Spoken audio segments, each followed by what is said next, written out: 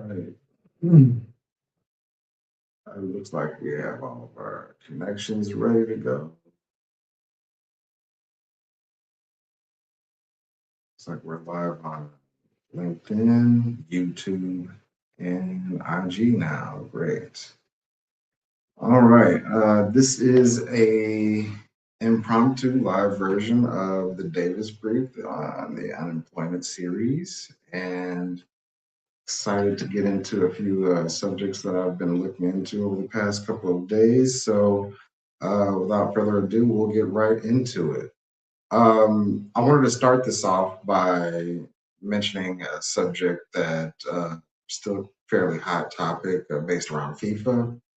If you haven't been closely watching FIFA like the rest of the world has, FIFA put a YouTuber on the World Cup closing ceremony stage in front of 80,000 people.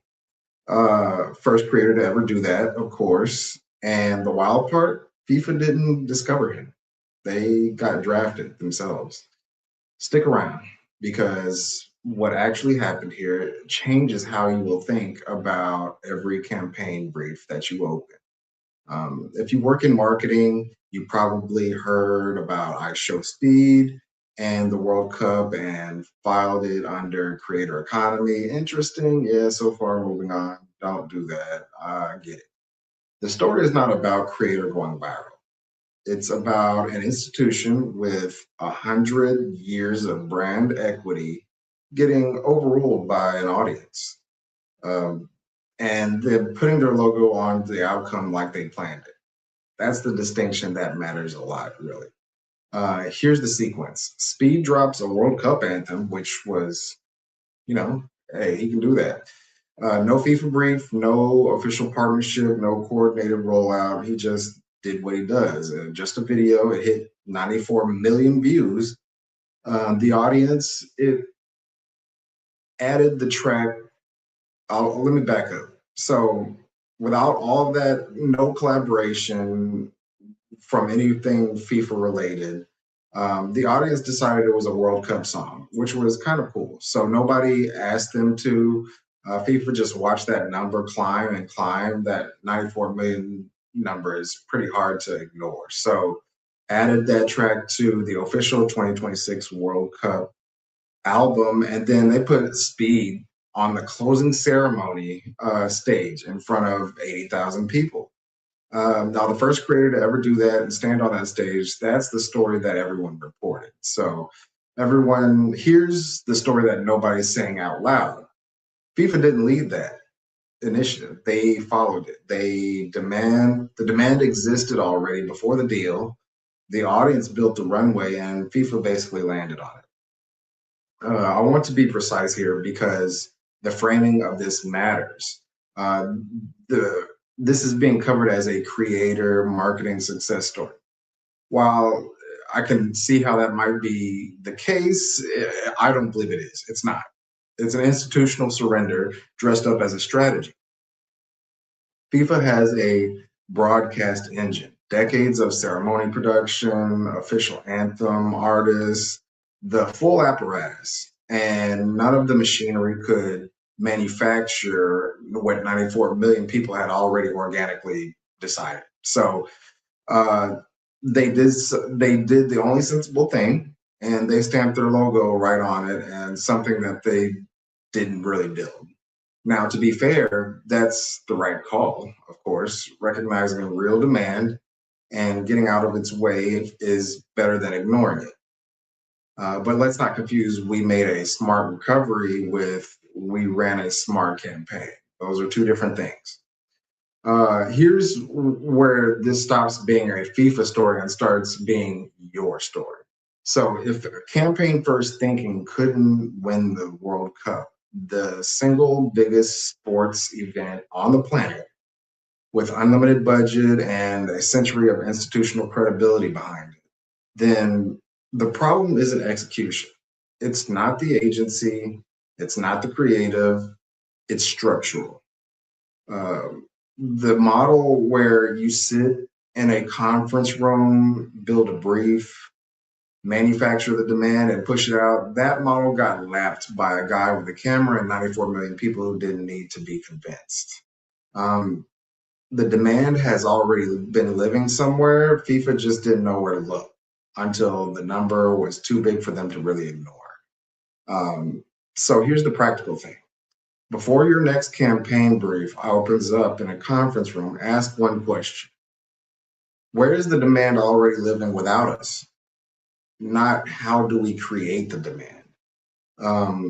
So not what's our awareness strategy, it's where is it already? Because it's probably somewhere in all that nonsense. It's keeping it keeps saying support tickets, and the audience is always talking. Most brands are just too busy to broadcast, to listen. FIFA's $94 million signal was loud enough to be impossible to miss. Most signals aren't that loud. So we really have to hone in on identifying what those possible signals may be. That's why you have to go looking for before the number forces your hand. FIFA got lucky. I'll put it that way. They got lucky that the signal was so loud that most organizations don't get a $94 million view warning shot. They just keep running campaigns into silence, calling it awareness. You don't have to do that, especially when there's that much of a campaign behind you. But you don't have to change the first question you ask. If this is reframed for anything, that's what my content is for. Hit subscribe. I put out the Davis brief regularly so that I can provide you with this quality information and content, and it's always going to be something a little short, direct, but to the point. And that's the way I want to keep it. So drop a comment. Where is your demand living in the market? And, how has your brand touched any of it yet?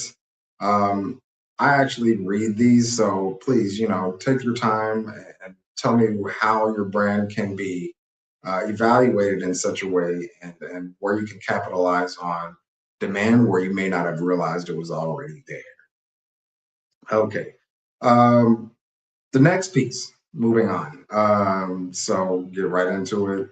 63% of 63% of consumers say that they trust a brand less the moment they think AI has made their ad.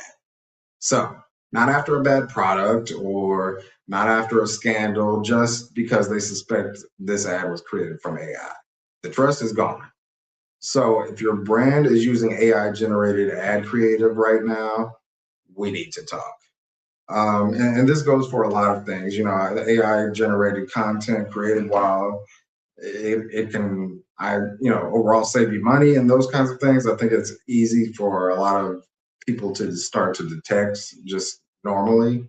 I'm seeing it here in the Houston area with, some of these AI generated flyers for various different events and stuff, and it's lacking originality, and people don't want to feel like their flyer matches or looks just like everybody else's. But here's the context. There's a new report out that the number is bad enough that I wanted to do a whole episode on this. So that 63% of consumers say they trust a brand less the moment they suspect their ad is made with AI. That's not confirmed or suspected. It's something which means that tools brands bought to save money is now costing them something that is a lot harder to buy back. And that's the point that I'm trying to get across here. The more context, this is trusted in advertising was already shaky before AI. So you got people making exorbitant claims and all that kind of nonsense. People were already skeptical. And the brands that started flooding feeds with AI generated creative, faster, cheaper, more volume, the math looked great on spreadsheet. But what the spreadsheet missed is that the audiences aren't dumb. These people are smarter than that. They clock the uncanny valley. They see the slightly off hands, the smooth voiceovers, the stock photo, but weirder vibe. And the moment they clock it, they don't just skip the ad, they update their opinion about the brand. And that's really what's telling. That 63% of people isn't just being precious with about technology. That's what the market is telling you. It's the market telling you something that creator-led human voice content is consistently beating polished brand campaigns on trust now. Not because it looks better, but because it reads as real. These are real people and real information with human insights and voices. So here's what I find genuinely interesting about this. AI has flooded the market with cheap content, and in doing so, it accidentally has made the human judgment scarce. So scarce things get expensive, and that's just how markets work. This is exactly what happened to, stock photography.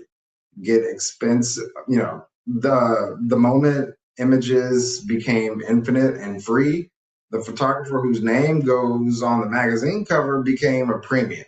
So you got, Getty Images, for example, didn't kill the editorial photography. It made the good stuff more valuable by making a mediocre stuff abundant. So AI ad creative is Shutterstock, essentially. The strategist who knows when to use it, when not to use it, and how to make the human judgment call, that person is going to the cover photographer now. That's the person that you really want to be paying attention to. There's also an angle here, excuse me. There's also an angle here, that goes far beyond actual strategy. Brands are using undisclosed AI and sponsored content aren't just annoying people. They're making the unilateral call to override audiences' right to know what is real and what isn't.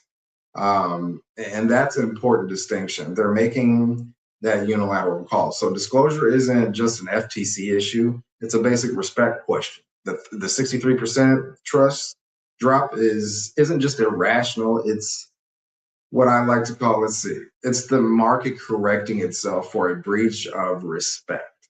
Does that make sense? So when people feel tricked, when they don't spend a complaint email or they just stop trusting you, quietly, that's even worse because you can't fix a problem that you can't see. People are just, checking out, for lack of a better phrase. So here's the practical move for some of these brands. This week, pick up any piece of AI assisted content from your pipeline and ask yourself one question. Does this read as human? Does it read as manufactured? If not, did AI touch it? Because AI is almost everything now. The question is whether the output carries enough human fingerprint that the audience would actually trust it. The judgment call is the job now, and you cannot automate that. You can use AI to draft, to iterate, to speed up the work, but the final question of whether something reads as real has to be answered by a person who understands what real looks like. That's the skill, and that's worth paying on right now. So the brands that are going to win this aren't the ones who swear off AI or the ones who go all in without thinking. They're the ones who use and treat human judgment as a non-negotiable layer on top of whatever tools they're using. That's the move. If this was useful for you, continue, like I said, come subscribe. I do this daily Davis brief on a consistent basis. So I'm going to continue to try to drop these gems as much as I possibly can. But I found this very insightful. And so I was hoping to share it with everyone here.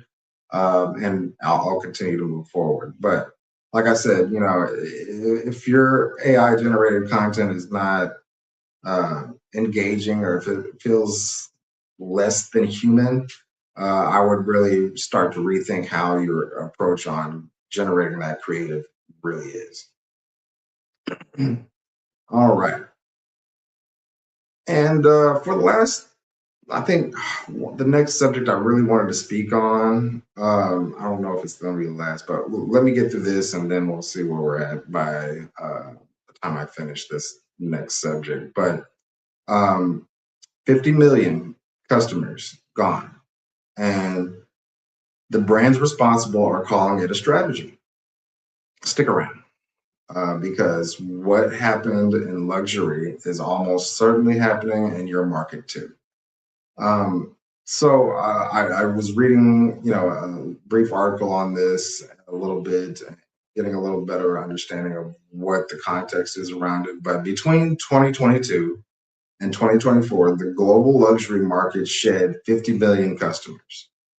Bain is now forecasting the major contraction 15 years, up to 50% in 2025. Everyone's blaming inflation. Yes, of course, inflation is bad. Macroeconomics, the vibes, but the data tells a different story. So this wasn't done to, these brands, they did it to themselves. And I'll go a little deeper into that. And the mechanism is one of the cleanest case studies in positioning malpractice you'll ever really see. Um, Here's the number that should stop everyone cold. Aspirational buyers, people who are spending 2,000 euros or less per year on luxury goods, luxury items, represented roughly 60% of the luxury revenue in 2024. 60. And this is not a rounding error. That's a load bearing wall of the entire category. These are not fringe customers padding their margins. They are not, you know, trying to go past the margins. So when brands started quietly repositioning upward, pulling back on entry level products, tightening their distribution, leaning hard into understated and old aesthetics, they were not trimming the fat, so to speak. They were kicking out people paying that mortgage on those luxury goods. The pivot had a name. It was called, I believe they called it quiet luxury, kind of logoless, understated, coded for insiders who already know. I'm sure you've seen the Goyard bags and the Louis Vuitton and so forth. And the look aesthetically, I get it. Trust me. It's genuinely elegant, but as a positioning strategy, it sent a very specific message to aspirational buyers. You are not who this is for anymore. BCG confirmed what common sense already suggested. You cannot optimize for aspirational buyers and ultra high net worth clients simultaneously. These two things don't operate on the same lane. You cannot you cannot optimize for aspirational buyers at the same time as some of these high net worth clients really do. So the value propositions are structurally incompatible. One group is very visible, likes to be visible and give that signal. The other group wants to be invisible and wants to give off that signal as well. So you pick one, brands thought they were trading up, but what they actually did was alienate 60% of the revenue base, while the ultra wealthy who are already buying their items simply kept buying what they were already buying.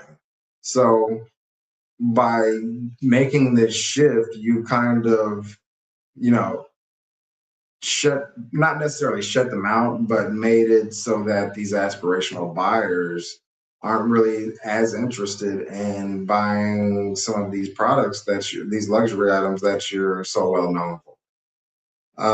And that's the real signal that I want to point out here. Here's what makes it remarkable, though. Brands lost the aspirational buyers on purpose. This wasn't something that they did on accident. That was the strategy in itself. So they did not gain an extra group of ultra wealthy clients in return by doing this, because their clients were not waiting on a rebrand or a strategy. They were already making these purchases of their items. So now you have a market where aspirationals feel unwelcome, especially in the Black community. I believe that's the case to a greater extent. The existing loyalists are confused. The value proposition nobody fully believes anymore. That's not something that the economic downturn had as far as bad timing goes or anything like that. This is just a management failure wearing an economic costume, if that makes any sense. So blaming inflation is like a restaurant firing its lunch crowd to go upscale, watching dinner reservations stay flat. and then blaming the economy. That's kind of blaming the wrong cause of what you already created for yourself. The decision was made in a boardroom. You got to own it. So here's the thing. This is not a luxury industry problem. This is a positioning problem, and it lives in every market. The failure is always the same. Brands drift toward who sounds impressive to serve rather than being precise about who they actually serve. And those are two very different things. This week, one exercise, write one sentence. Who do I actually serve? Not who do I wish to be served. Those are two different things. Not who sounds good in a pitch deck, who actually buys from you. Okay? You got to think about it that way. Who actually buys from you? Not who you're trying to pitch to or, whatever. Who's actually buying from you? Returns and keeps the lights on, and who are the people that are really loyal to your brand? If you cannot answer that one question, that one sentence, your pricing, your messaging, and your positioning are all sending in contradictory signals right now. So you may be doing exactly what these luxury brands did, just at a smaller scale. Think about that. 50 million customers is a big number, but the mechanism is small. One positioning decision made without honest clarity about who the business actually served. If this was useful, come on. This is the kind of stuff that I'm going to keep spinning for the Davis Brief and some of this content that I'm giving you guys.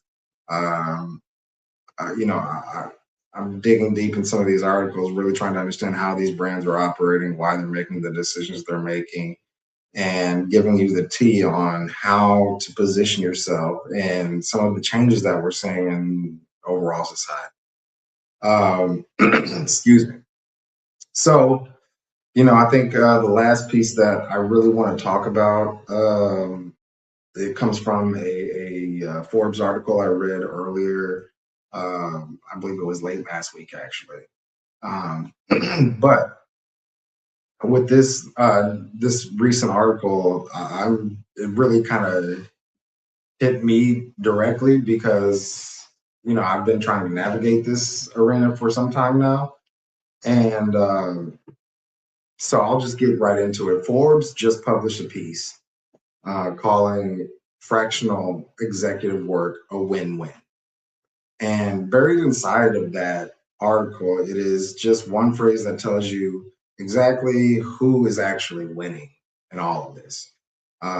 Fractional leadership is everywhere right now. LinkedIn is full of it, especially from what I've seen. Forbes is writing about it right now, of course, and there are a lot of smart people who are making real money doing it. So I don't want to necessarily downgrade it or anything, but I do want to take a deeper look into this Forbes piece. One phrase stepped out to me, really stood out to me, and I think it reframes the whole conversation. So today we're cracking that open. The Forbes piece frames fractional executives' work as a flexibility for executives, access to senior talent for companies, everybody wins. But here's the line that caught me. Companies are converting executive salaries from fixed costs to variable expenses. Read that again slowly. This is not a trend story. This is a liability transfer memo written in optimistic font. Fixed costs stay on the books when your revenue drops. Variable expenses get cut. So the moment you become a variable expense, you are in the wrong side of the equation when things get hard. And things are about to get real hard for some of these companies who have made drastic changes as a result of AI, put it to you that way. Forbes also admits that something interesting, not every executive flooding into fractional work is doing it from ambition. Some have watched layoffs in their industry already that have fought through them and have been bulletproof. So what we actually see are fear-driven supply meeting corporate demand to offload that risk. That is the same story that Uber is turning drivers into entrepreneurs, except the fractional executive has a nicer LinkedIn banner. The gig economy did not start with drivers. It started with the idea that you could call someone, a small business owner, and stop being responsible for their stability. Fractional executive work is the same idea of wearing a blazer, basically. So none of this means that your fractional work is a trap. It just means that you have to price it correctly. And most people don't do that. They anchor a 1 hourly rate or a day rate, compare it to their old salary, and feel good. But that number has to carry gaps between contracts, your own health insurance, your own retirement contributions, and your business development time. You spending that, nobody's paying you. Run that math. If the real effective rate does not clearly beat what your full time role would pay, including benefits, you are not running a business. You are subsidizing someone's else's flexibility at your own financial risk. And that's that part that you really need to take a deeper look into. Before you pitch yourself as fractional anything, and trust me, this is something I'm actively navigating as we speak. Write down three numbers. One, your all in full time equivalent costs, salary plus benefits. Two, realistic billable utilization, not your best month, your average, just something that's realistic and tangible that you can live off of. Three, the cost gap month where you land nothing. You gotta anticipate that there's going to be some downtime. So if your fractional rate, a realistic utilization still clears those numbers with room to breathe, then great. You've built something real. If it does not, you've priced yourself as a variable expense for somebody else's balance sheet. So you got to pay close attention to that and how you price yourself. And you're the one holding all the downside in that scenario. So know which one you are before you start taking that next call. Look, fractional work can absolutely be the right move, especially now in this economy and this employment market. I get it. The question is whether you choose it with clear eyes or stumble into it because it sounded like freedom. Think about that distinction is a whole nother game. So, with that said, I think I'll close out the unemployment series here. It's been about 30 minutes or so. I appreciate you guys rocking with me. I'm going to continue to try to give all of this content to you on a consistent and frequent basis as much as I can, as best I can. I know I've been a little dark past couple days, but I've been trying to improve the quality of the content and improve my overall setup here so that I can be as consistent as possible with providing you with the latest and greatest. Also, if you're interested in my consulting services and me speaking engagements, anything that you would like me to come help your organization with, please feel free to reach out to me, send me a DM, send me an email. I'm easily accessible. But with that, I will bid you all adieu and have a good evening and stay safe, basically.